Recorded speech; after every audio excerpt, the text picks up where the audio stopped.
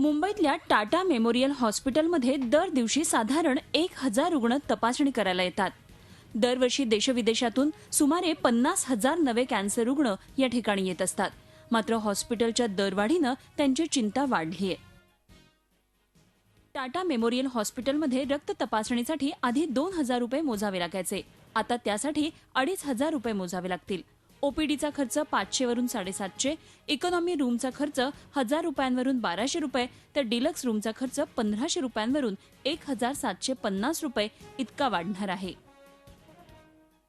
आधीच कॅन्सरवरचा उपचार महागडा आहे, त्यातच हॉस्पिटलच्या दरवाढीनं रुग्णांच्या आर्थिक गणितालाच आता पोखरायला सुरुवात केली आहे. ये 31% रेट बढ़ने का मतलब है आदमी बिल्कुल ये सोच के बैठा है कि यार कैसे भी हो हम ले नहीं जा पाएंगे. डॉक्टर के पास टाइम ही नहीं है. वो 3 दिन बोल दिया उन्होंने, तो 3 दिन बोल दिया. यहाँ पे तो 3 दिन रुको, उसका खर्चा झेलो, फिर दवाई दारू वो करते रहो. मतलब ये समझ लो आदमी चारों तरफ से टूट रहा है. रेट तो कम होना चाहिए, रेट बढ़ाना चाहिए. बहुत दूर से आते हैं, ऐसे आने में भी खर्चा बहुत बढ़ जाता है. टाटा मेमोरियल हॉस्पिटलनं यावर झी मीडियाकडे फोनवर खुलासा केला तो असा: दर 2 वर्षांनी वाढत्या महागाईचा विचार करता औषधं आणि बाकीच्या गोष्टींचा अंदाज घेऊन दरवाढीचा निर्णय घेतला जातो. तरीही या दरवाढीची झळ गरीब रुग्णांना बसणार नाही, कारण त्यांना राजीव गांधी जीवनदायी योजनेचा लाभ दिला जातो. त्याद्वारे सरकारच सगळा खर्च करतं.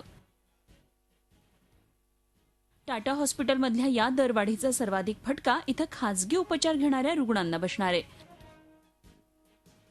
Bureau report, Zee Media, Mumbai. Zee 24 तास रहा एक पाऊल पुढे.